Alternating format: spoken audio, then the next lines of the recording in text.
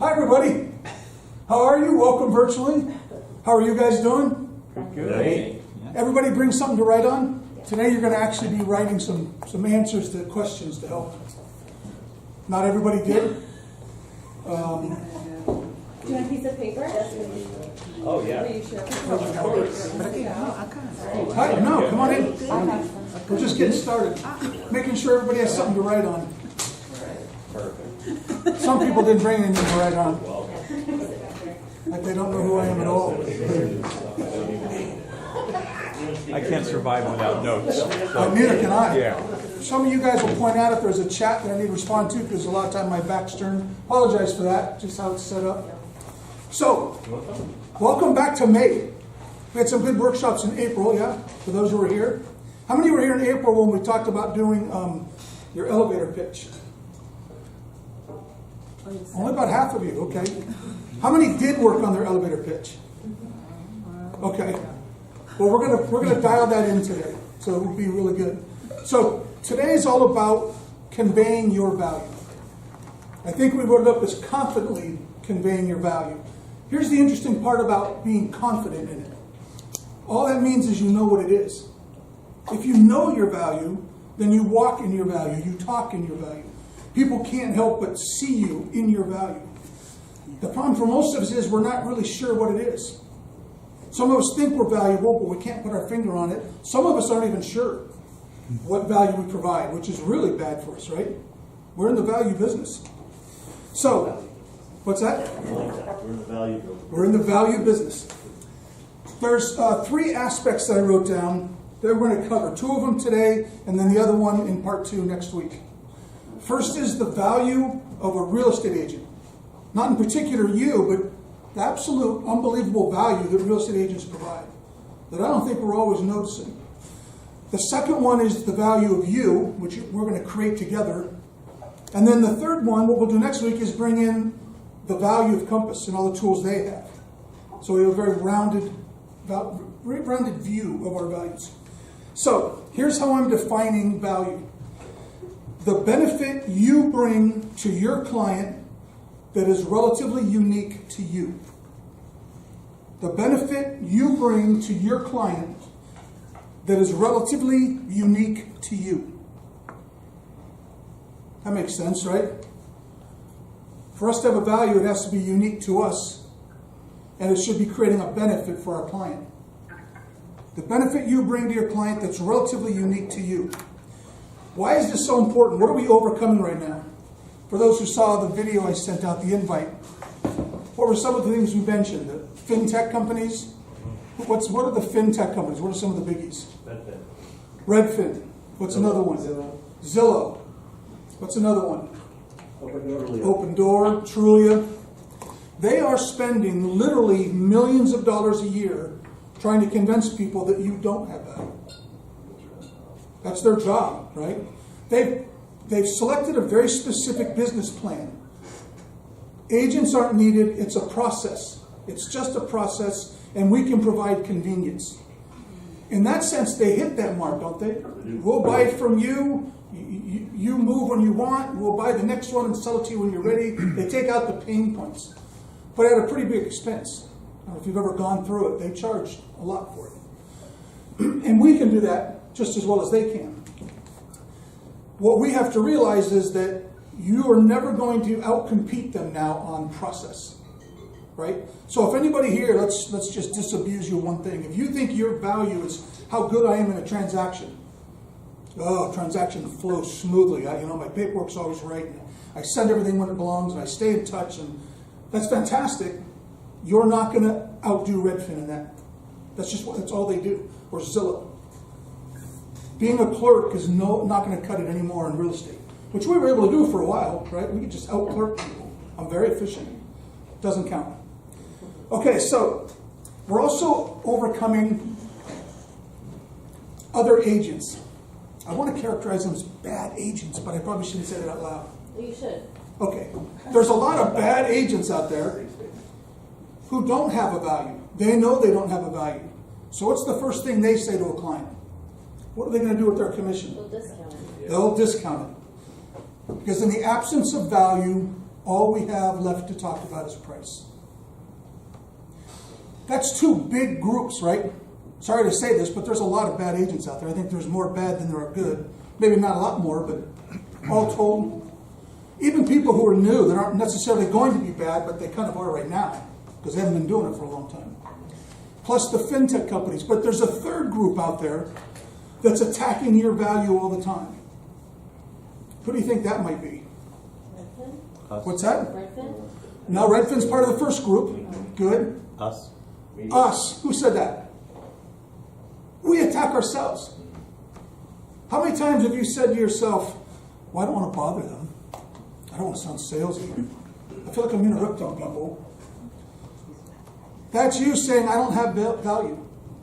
Basically, I'm a Tupperware salesperson, and they probably would be aggravated if I showed up and talked about Tupperware. You know what's terrible? You could say, I sell Girl Scout cookies, and you'd hold yourself in higher value.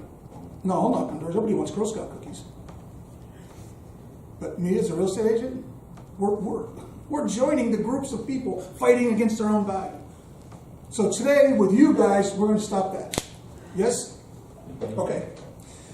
So part one, let's talk about the real estate agent's value. And I'm going to try to go through this without getting emotional. Sometimes the best way to understand something is in negative relief, right? Like changing the picture to black and white and reversing them. So I'm going to share one of those first, because it really hit home with me. A great agent who I knew for decades, since I was a child. Her name was Connie. She's passed, unfortunately. When I was working with her, she had a client who lived in La Mesa, in Mount Helix, on a property that she'd had for quite a while. And this lady belonged to the same church as Connie, and pulled her aside after church one day and said, I have some really bad news. My sister is dying. My sister lives in Indiana. She has, we don't know, it was less than a year, months to this. And I'm moving home. I'm going to go take care of my sister. Well, she has her last time on earth. So I need to sell my home, and I need to go out there and buy something. Tom says, of course I'll help you. Lists the home, finds the buyer. Buyer does the inspection. There's septic. It's a landlocked property. It basically has to be replaced, which means some of the stuff's got to be helicoptered in. All the equity she had would have been necessary just to replace the septic. She didn't know she had septic.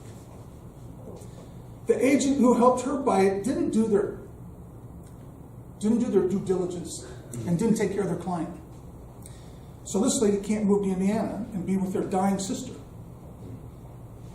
If you don't understand the value you provide, remember that story. We're impacting people's lives all the time with what we do. Or worse, if we don't do it right. That's when you feel it and you see it. So, snap out. Here's a positive way to look at it. Much more my speed. Some of you have heard this before. I would suggest to you that the most important thing in the world is your health. Would most people agree with that? Certainly here. I keep religion out of these conversations, so I know some people, this is just us here, okay? Your health, most important thing. The second most important thing, in my opinion, is your wealth. Which isn't, here's how much money I make, I'm better than you, or here's how many dollars I have in the bank. Your wealth. Your ability to put your kids through college, or retire, or your ability to go on vacation, or whatever, bring fresh water to some village that's never had it. Whatever it is, whatever your legacy is. The thing that says, hey, I was here and I made a difference. That we capture in your wealth. You okay with that? Okay, so if the most important thing is your health, the most important advisor in your life is your doctor. Whoever it is you go to, whether it's acupuncture, Western, whatever it is, who do you go to for health advice? But that means the second most important person in your life is the one who advises you on your wealth. For 99.9% of the population, where's their wealth? In their home. That means you guys are the second most important advisor in their life. It's doctors and then you. And we don't act that way. And the industry certainly doesn't present us that way. We should be walking around in white smocks. We should know that that's who we are, and we should be reminding people we talk to. That'd be cute. You would actually, I know.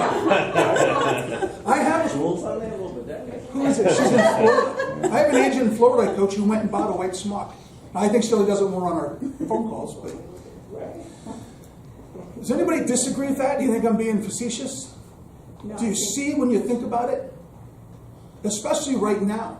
And I'm not going to go too much into scripts today, but right now we have had a massive equity event, haven't we? Over the last, say, 18 months.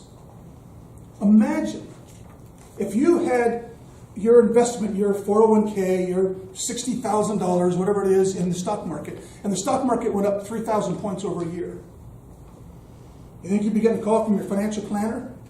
Hey, we got to reallocate. We did really well. We got to protect. We got to spread out. We got to invest to get more. What happened in the housing market is double that. We had the equivalent of a 6,000 point move in the stock market. And yet no one expects us to reach out. They don't see us as their equity planner. But we are. It's not that really nice, smart financial planner who's managing $60,000 of their money. It's us. We're managing $1 million of their money. We're managing their damn retirement. Do they know that? Are they just sitting there with a house with $500,000 worth of equity that's just sitting like a stock that went up and you just left it there? That's also almost the definition of crazy, isn't it? But are we doing anything about it? We could be setting those people up for life. We could be creating legacy wealth for them. That's how important you are as an agent.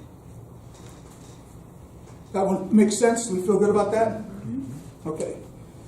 I wish to hell they would let me come speak at NAR or something. Do you guys know who you actually are? There's doctors and then you. Even though NAR also sucks at sin. You know the NAR commercials they put out? Oh, today I'm going to be a chauffeur. No, today I'm going to be a financial negotiator. Come on. Is that what you think we do?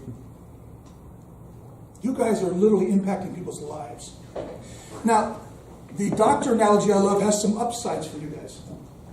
One, if you thought of yourself as doctor than me, you would carry yourself differently. It's like wearing that smock. You would speak to clients differently. Your expectation of them would be different, and their expectation of you would be different. Because we're always training people how to treat us, aren't we? Another thing that would come from that is you would start to honor the sanctity of your calendar. For those of you who've been in coaching with me, we talk about the sacred calendar. That morning is set up to make sure that your goals happen for you and your family. And yet, every single person here I know can raise their hand and say, well, I had an appraiser call me, and it was the only time they could go. The inspector said he has to be there at 9, and that's when I normally call people. I feel like whoever you are, I want to call your spouse and say, so today, here's what your husband or wife did. They said, screw you and our family goals. I'm going to go help Johnny the appraiser today. I'm going to make his goals more important. Does doctor ever do that? Does the doctor ever say, let me cancel the surgery so that you can come in on your time and we can consult about your sore knee? Do they? Do they say, I'm available in 3 weeks? That's the first time I can get you in. 3 weeks is a long time. Well, you can go to the guy who has a lot of openings. Good luck with that. Why is he so busy? Because he's that good. This is going into a town you've never been in. There's 2 restaurants, and one is the full parking lot and one is empty. And you say, well, that looks more convenient. Or do you say, that place is empty. There's a reason. I'll go wait in line at this one. You guys have to know that. You have to feel that. After you do that, then it changes how people treat you. It has to start with us. Here's the best part of this. If you start thinking of yourself as a doctor, the doctor of real estate, that'd be cool too. Can we create, I have to go through a special school, but then you're Dr. Sharp. Real estate doctor. The new hashtag, that's right. Just put it in for fun. You might change how you look at what you're doing. As a real estate agent, what I'm really doing is trying to give people a cure. Did you know that on average, people cry at least once in a transaction, according to NAR? Everybody. At least once. That's how stressful it is. Who's moved in the last 2 years? What was it like? What was it? What was it like? Stressful. Was it stressful? Well, I mean, we're in the business and it was stressful. It's almost like we should move every 2 years just to remind ourselves how painful it is. Because we forget. We do this 10 times, 50 times a year. So if you're knocking on doors, you're not bothering them. I didn't want to interrupt them. You're just saying, hey, I'm Dr. Sean. I'm here to see if anybody's starting to feel sick. Is anyone about to come down with the selling the home disease? Because it's painful and it's hard, but I have a cure. That cures me, right? I changed that for you. This is what it looks like. If you see anybody who's starting to feel their house is a little tight around the way, they're probably going to get sick. Or if they've gotten a little older and that house is starting to feel really loose, that's a good sign that they're about to get sick. If you have somebody you know who's going to open houses, they're in advanced stages. I need to talk to them right now. Now, if you were that, if you believed that, and you went and knocked on the door and they said, nope, everybody here is good. Nobody here is feeling any of that. If you're a doctor, you would be, yay, right? If I asked you, any heart palpitations, anything wrong with you, and you said no, doctor doesn't feel rejected. Fantastic. I'm so glad that you're not feeling it. Let me go find the next person. If you see anybody with these symptoms, though, you let me know. That's all we're doing. Why do we feel rejected when someone says, no, I'm not about to enter into a very painful, very stressful event? I'm glad you're not. Thank you. That's fantastic. If you ever are, you let me know. I have a cure. There'd be no rejection, right? So there's no fear of rejection. So there's no reason not to go talk to people. Wouldn't that be good for our business? Okay, so let's get to you guys, though. This is the fun part of this. Remember now our definition. The benefit you bring to your client that's relatively unique to you. I did not hand out a handout, so I'll do that right now. This is something fun. We don't have to go into it in detail right now. Oh, keep me one. Thank you. Anybody ever read the Harvard Business Review, HBR? Or get it by email? Anybody heard of the HBR? No. Yeah. You have? Okay, good. Yeah. Really, really good. This is one of the things that they did, a big study on this pyramid. The pyramid was created by somebody else, but this is the value pyramid. For you guys virtually, this will get linked. Shannon will link all this, if she hasn't already. What they did is they said, this is very interesting. This is a hierarchy of values that people seek when they do business with someone or some company. And you can see there's functional, that would be the lowest level, easiest to compete with. And then they move up. The higher the level, the more unique that value is in a person's life, the more they're willing to pay for it, the more they're willing to sit in line for it. A couple of just quick notes out of this. By the way, what they're measuring is called NPS, Net Promoter Score, which is a widely used metric for customer loyalty and advocacy. Okay. Companies with high scores, meaning they check off the box on at least 8 of these, on 8 total on 4 or more elements.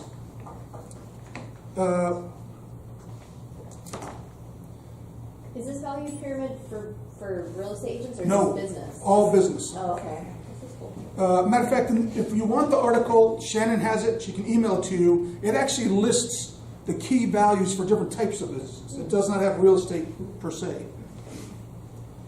But those companies that had an 8 or better out of at least 4 different values, 50%. 3 times the NPS and 20 times the NPS of a company with none. Huge retention of clients. Clients calling you saying, come list my home. Growth is huge. Sean, Yes? can you say that again? The companies with high scores check off dominance? Let me actually read it instead of trying to summarize it. Companies with high scores, defined as 8 or above on 4 or more elements, from at least 50% of respondents, these are the companies like Apple and Amazon, on average they had 3 times the NPS score of companies with just 1 high score, and 20 times the NPS of companies with none. Apple is one of the highest ranked of all time on this thing. They have 11 high scores. It's not like you need to go kill it, but you need to be in the higher part of the pyramid. This gives you an idea again of value, right? What are my values? What do I bring to the equation? provides hope, right? Self-actualization. This is under life-changing. Heirloom. I talk a lot about the heirloom quality. They call it heirloom. This is legacy wealth, right? Is the term I use. I'm not just helping you buy a home. I'm impacting your grandchildren. If I can present that and they can understand it, I have a high score on life-changing. That's a big score, yes? So again, she has the article if you really want to read it. It's a really good article, but I want you guys to have this in mind as we go through this exercise. Okay. So, we're going to look at creating your value. Here's the 3 parts that I'm going to say go into your value. The first one is, ta-da, your elevator pitch from last time. Your elevator pitch is your what. Right? What isn't always that important? We'll know by now why is your most important thing, right? But your elevator pitch is your what, and it's your opportunity to differentiate. The next one is your relevant expertise. What are you an expert in that's relevant to a certain group of people? That's your how. This is how I do what I do. And then your mission statement, your why, things we've talked about a lot. That's your why. That's by far the biggest. If you have a really strong why, the other 2 can be weak, and you're still going to exhibit a lot of value. A lot of you have probably read Simon Sinek's book, Start With Why. You've certainly heard about it. He uses Apple as the example. Apple didn't say we sell computers. They didn't say we make pretty boxes. They didn't say anything. They said, we want to come out and challenge the status quo. We want to innovate. We want to change how people learn and interact. We want to put a dent in the universe. People lined up for that. What are they selling? I don't know, but I'm going to stand in line and buy the damn thing. This is why Apple can sell computers and watches and iPods and iPads. And they didn't come out and say we're a computer company and we do it for this reason. They came out and said we want to change how people relate to the world, how they relate to each other. That allows you to sell anything as long as your why is still the reason. So that's how important your why is. But I think most of you, we've talked about this a lot, so I'm hoping most of you have a pretty good concept of your why. We'll touch on it at the end. So you put those 3 together. What's my elevator pitch? What's my relevant expertise? What's my mission statement, my why? And you get your value. And one of the things I want you to walk away from this knowing is it's not a script. Your value is not, here's 15 words in a row that represent my value. Your value isn't an expression, it's a knowing. You can express your elevator speed, you can express your relevant expertise, you can express your mission statement. You can mix them all up, but when you're talking about these things, you're conveying value. Does that make sense? You may create a story of it, that's great, but it doesn't have to be a thing you say. It has to be a combination of things you know. We good? Any comments? Please email. Okay, good. For the handouts. So, your elevator pitch. Short, benefit-driven, and intriguing. It's short, it's benefit-driven, and it's intriguing. I'm going to give you an example of one, and then we're going to ask you questions so you can help start actually formulating yours for those who weren't able to. If people said in an elevator, what do I do? I'd say I'm an impact coach. I help people clarify and achieve lives of personal greatness. How are you doing on yours? That's short. It conveys a benefit. And it's got to be a little intriguing. What the hell's an impact coaching? What do you mean a life of personal greatness? Glad you asked. Let's sit down and talk. That's an elevator pitch. Make sense? Okay, so let me ask some questions of you guys to help with your elevator pitch. Sean, really quick, that elevator pitch, would you use that like at a party? Absolutely. This is... If somebody says, what do you do? Right. It's a way to convey why they should be doing business with you in whatever business you're in.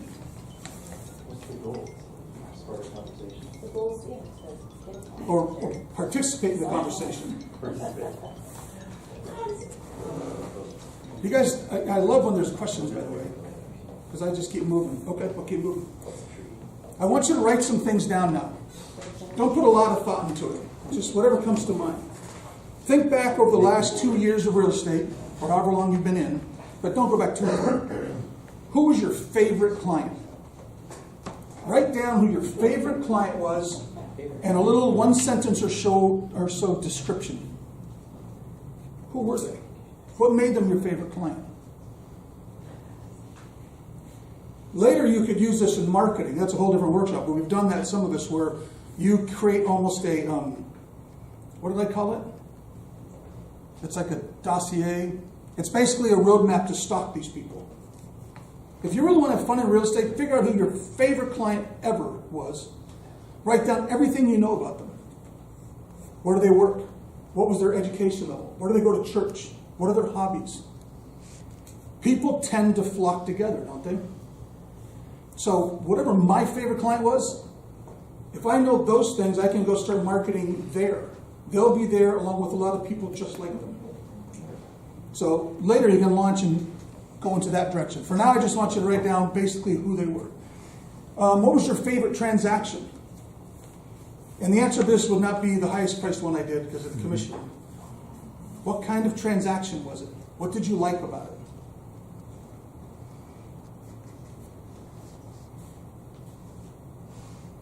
Hope you guys are all putting notes in.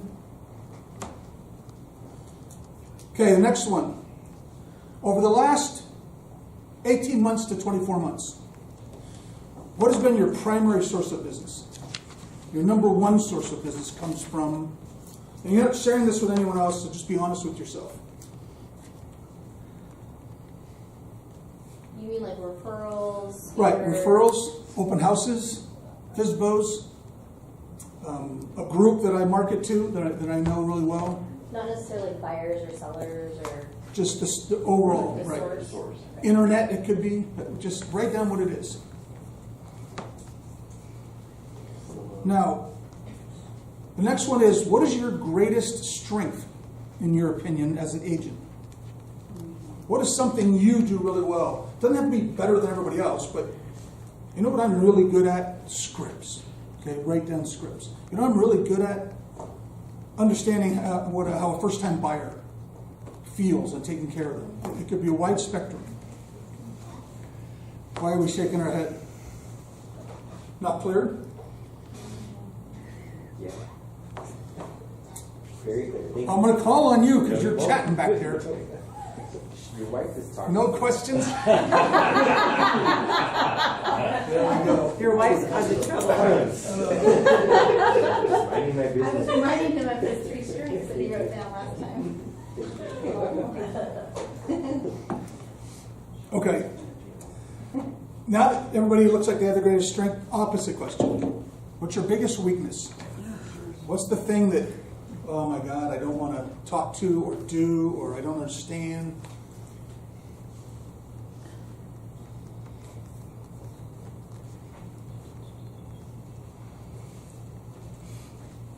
I like that this one's taking longer. Usually we all know our negatives really easy.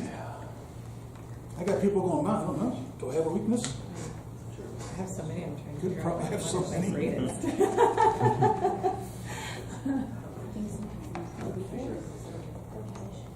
When I do a workshop on personal inventory, on just mindset and improving who we are as people, we'll do I want you to write down all your strengths, all the best parts of you. I'll give you 5 minutes. And after about 2, everybody's done. Now I'll say, okay, now I want you to write down all the negatives. At 5 minutes, I have to stop them. Isn't that sad that we have that much negative opinion of ourselves? That reminds me, next month, you just want to yell squirrel, am I going off on a tangent? Next month's, a preview of what next month's workshop is going to be. It's my favorite workshop. It's called Your Dreams on the Silver Screen. Here's my call to action on this. Nothing to do with all this. It's just me going on a tangent for a second. I look at most of life as a movie. That's just how I perceive of life. And it's a useful vehicle. So in your movie, you're the star of the movie. You're also the director of the movie. You're also the writer of the movie. You also cast the movie. You also do the set design. You also do the location setup.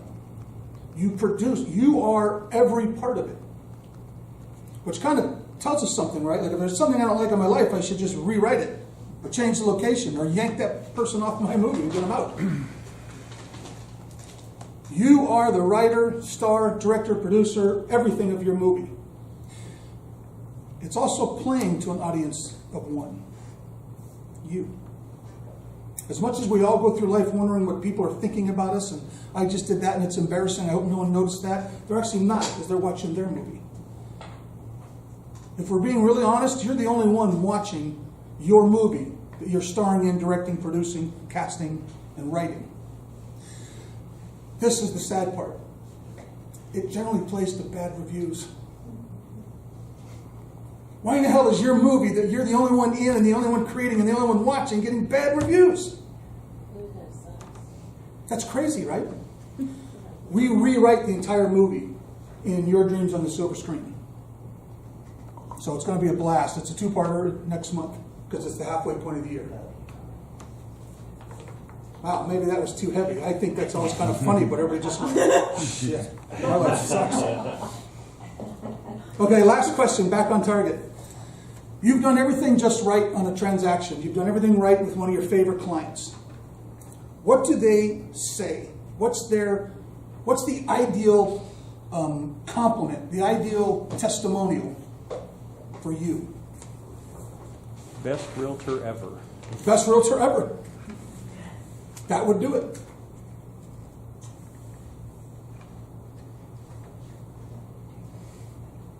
Has everybody got an idea?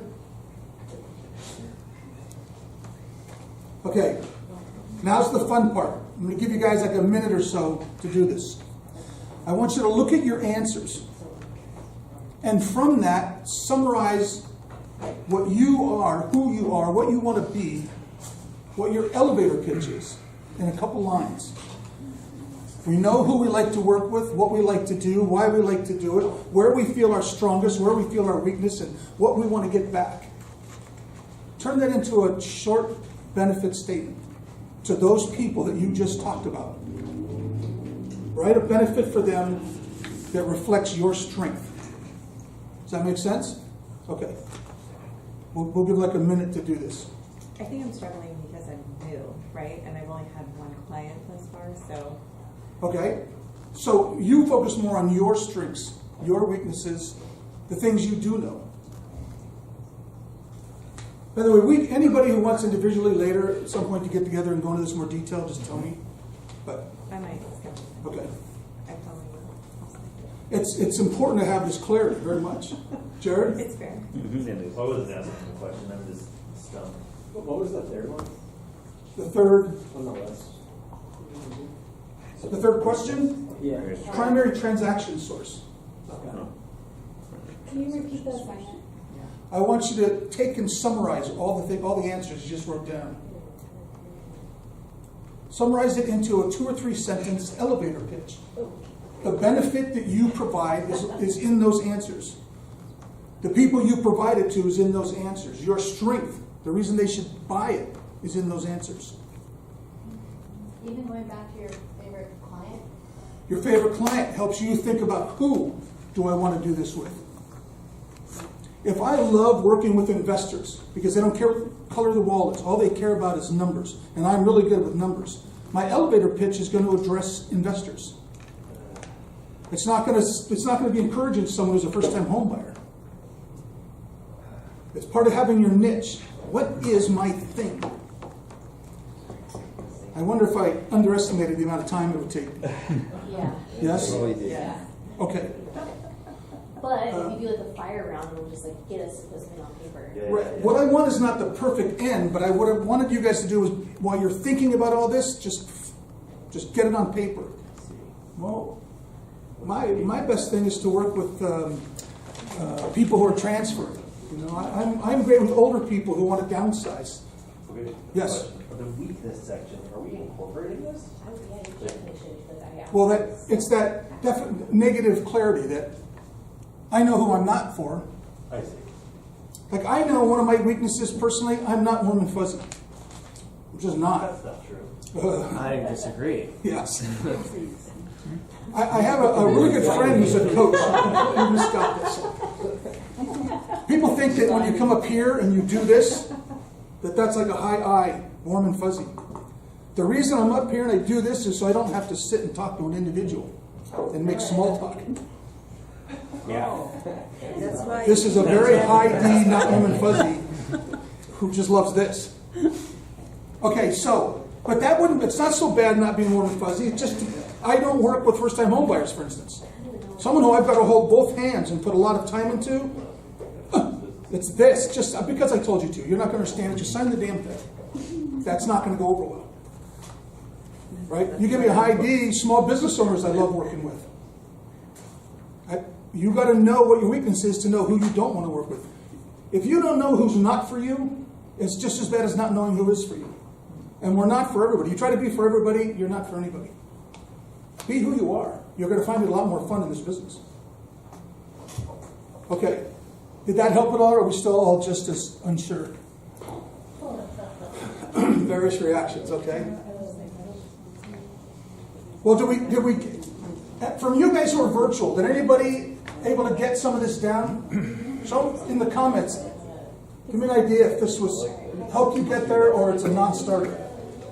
Maybe this needs to be a whole different class on its own. Okay, 0 comments. Thank you all very much. Very helpful. Good, thank you.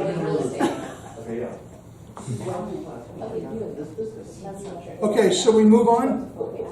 Gotta be aware of time too, right? Like I said, I probably underestimated the time this part would take. Okay, let's definitely move on so we can cover everything. The second part is your relevant expertise. Very important concept. You have to have expertise in something, right? Otherwise, we're trying to compete with Zillow. They're not experts in anything but process. What's your expertise? And it needs to be relevant to a group of people you're going to work with. So here's some idea. First of all, this is your how, right? So if I were going to tell someone what my expertise is, I would talk about a degree in psychology from Princeton. I would say 9 years of coaching, hundreds and hundreds of people living lives of personal greatness. I would talk about the motivational psychology. I would talk about gifted with a high degree of empathy. So I not only know what you're saying, but I've actually got a pretty good idea what you're thinking. And that helps a lot bringing two people together. Because most of us are saying words, but what's going on in our head? But if you're good at that, I can hear you talk and I can hear you talk, and then I can translate her talk to something you'll understand, vice versa. This is my how. I have relevant expertise. I have expertise in helping someone understand their own communications internally. And that's relevant to you if you want to have a life of personal greatness, because then you'll come hire me as your coach. That's a relevant expertise. It's not a nice script, it's not a flowing poem. It's just, do you know what your expertise is? So it could be types of transactions. It could be types of clients. It could be geography. It could be emotional, right? How the experience I create.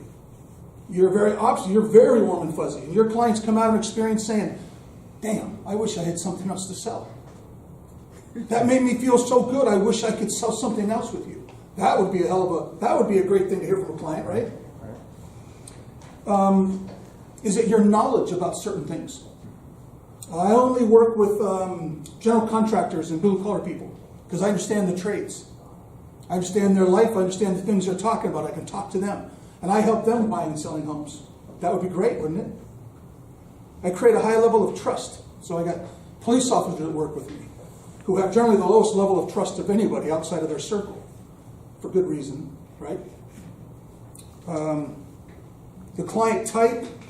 It can also be this idea of first or only or guaranteed.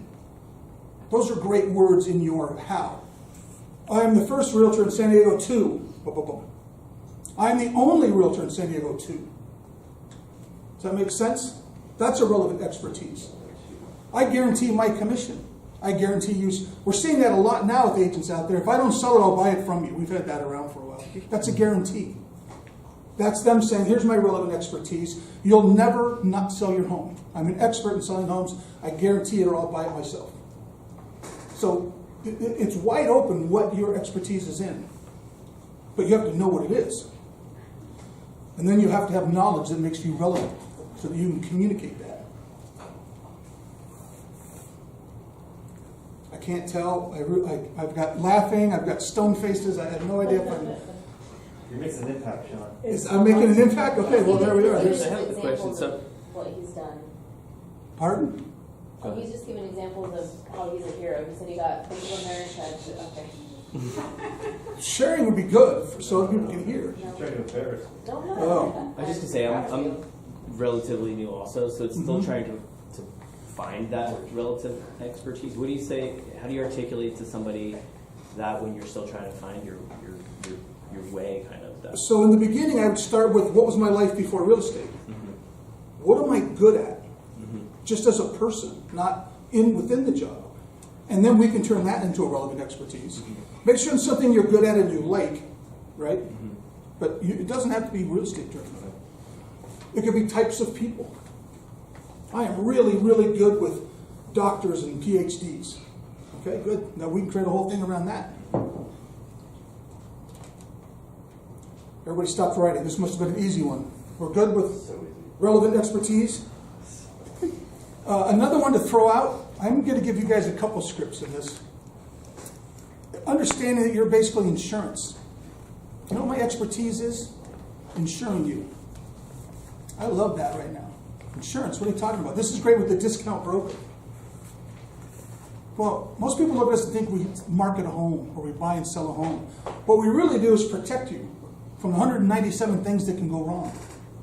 And if one of them sneaks past, I have the experience and the team and the brokerage to fix it immediately, probably before you even know it happened.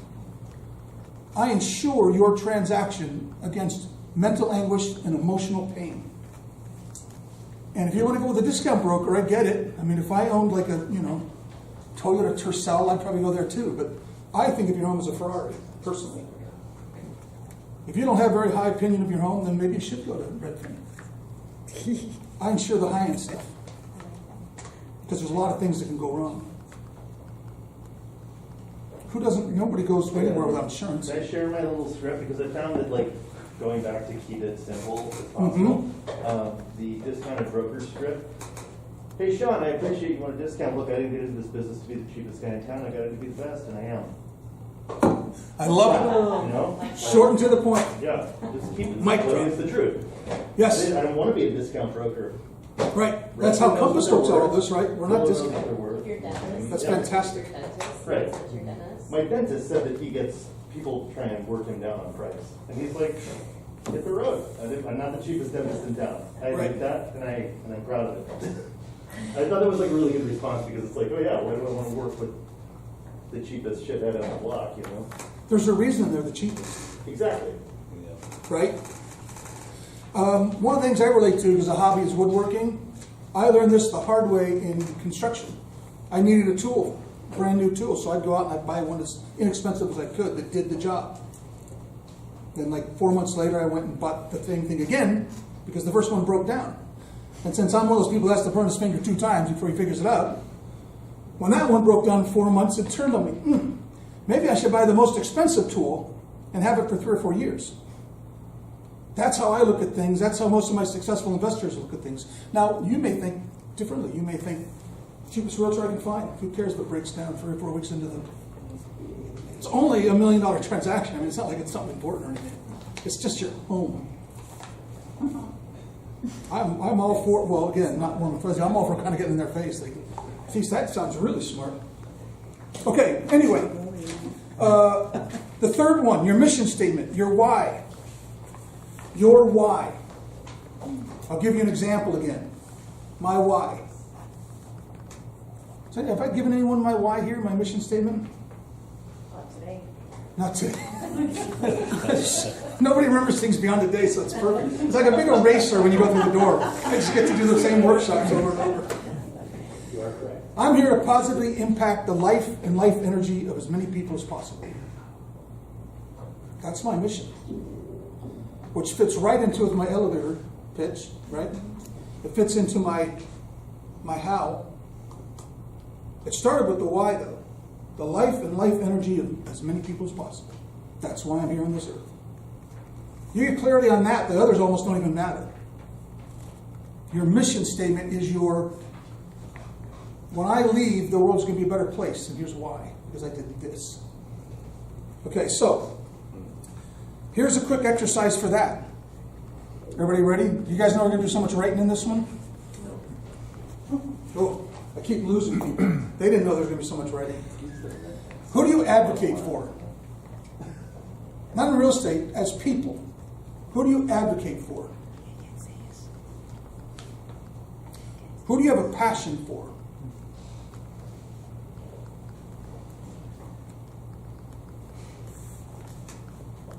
What would be your greatest client testimonial? What would you like to hear? Greatest realtor ever.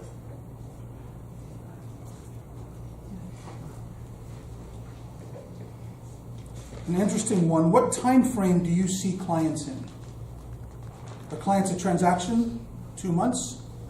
Are they someone you stay in touch with for the next couple of years? Are you here to help their children when they start buying homes? What's your internal time frame before you really think about it? There's no right or wrong, by the way. It just impacts why you're here. Don't tell people you're here to create legacy wealth if you see them as a transaction. You're here for something else. Maybe it's the best transaction they've ever experienced or the most net money in their pocket. There's other things you could be here for.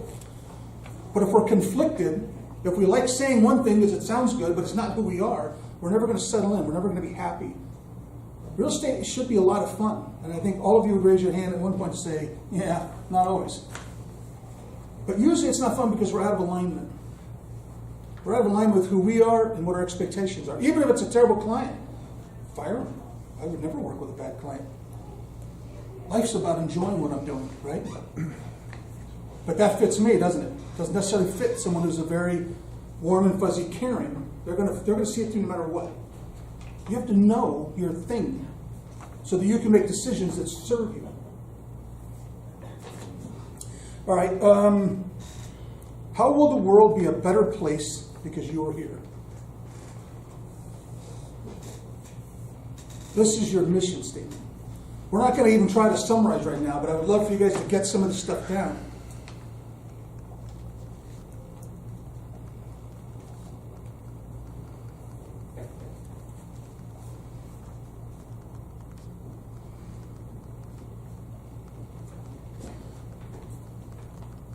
Handouts worked for me, good. Yes, it's helpful, especially to new agents. Kevin put up a great quote. Cost is what you pay, value is what you get. A lot of great scripts could come from that just in people who want to discount the commission. You're focused on a cost. I'm focused on a benefit.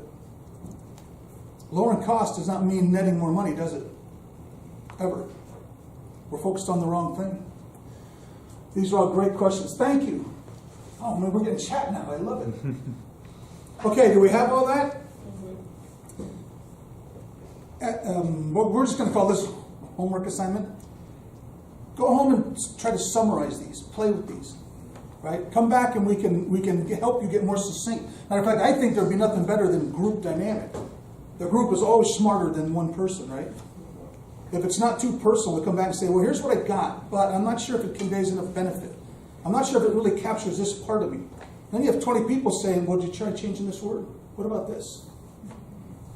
I would love for that to happen next week. Spend 10 minutes doing that. But you got to get it close. Right? Okay. So the idea then is you take these three things and you combine them. And like I said, it's a feel. Right? It ends up being a feel. It's not a script. It's a knowing. Your value is a knowing inside of you that comes out in everything you do. But I think I've shown you in a lot of different ways, not knowing, we're just kind of aimless. We're going wherever the tide takes us. In this business or in life. Know who you're for. Know who you're not for. Know what your purpose is in life. Know the things you like. Know the things you don't like. And then let's create an elevator pitch. Let's create relevant expertise. Let's create a mission statement. Then every day you know exactly what's going on. I'm serving this purpose. I'm doing this thing that brings me closer to my life of personal greatness, to my goals. That's got to be worth, the 10 minutes in my favorite script. That's got to be worth the time to put in between now and next week, isn't it? Okay. So what we talked about here is the value as a real estate agent. You guys, when you leave here today, you're all honorary doctors now. and then creating this, your value, or at least getting the legs of it down so you can go home and work on it. Next week, I'm going to be here. I'm going to have a couple AEMs or MAs, and we're going to talk about compass. I think there's a lot of values here that we don't always use, or there's so many of them we don't even understand half of them. But there's things we can be doing that's going to help you when you're talking to people. Once again, add value.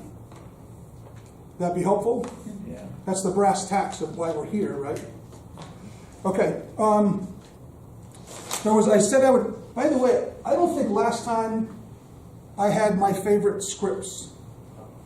I did a webinar on my 5 favorite scripts. I think there's actually 6, but so I have Shannon has that if you guys want it.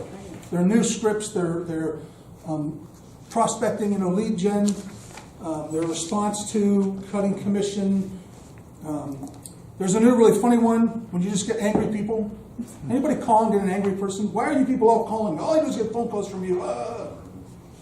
There's a great one in there about being a dollar bill that you come back and get into. It's a pattern interrupt. It'll pull them back enough that you can talk to them. So ask Shannon for that. There's some that I don't have written down, but I want to share real quick along these lines.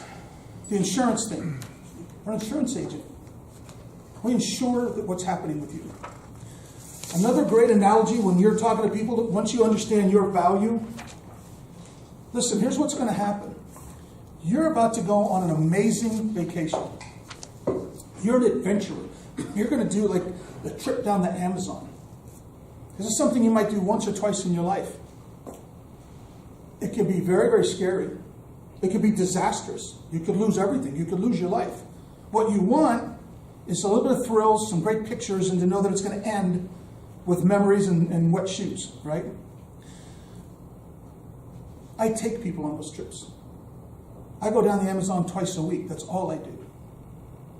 We're going to make sure that you do go through it and you enjoy the great things, and I'll make sure there's a few surprises, but I'll make sure at the end you look back and say, that was a heck of an experience. I'm so glad I did that. I'm going to tell my friends to do that. You're a tour guide. And the people who don't get that don't know how to take you through this experience, which can end up being really, really bad. We have one right now. People are out, was $150,000 because an agent did something wrong. We mostly don't know until it's bad. And when it's bad, it's very, very bad.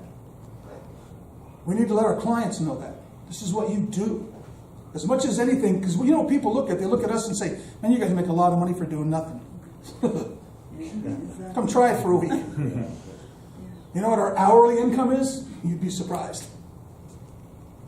So you have to be able to convey that. What was the other one? Scripts. Oh, the equity planner. This is a new one I'm playing with. The thing I told you about, we just had a huge equity movement. If you made $20,000 in your 401k, you'd be talking to your financial planner and making changes. Well, as an equity planner, this is what my clients expect of me. You're not a client yet, but I do have room for more clients. Do you have room for more wealth?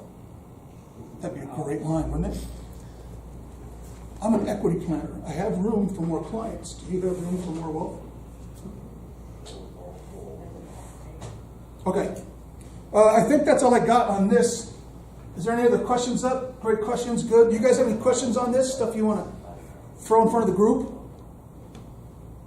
No? Okay. Good. Next week, we're going to take in the compass side. And don't forget, next month, your dreams on the silver screen. I'm telling you, that's going to be fun. Okay. Thank you all for being here. Thanks, Sean. Thank you.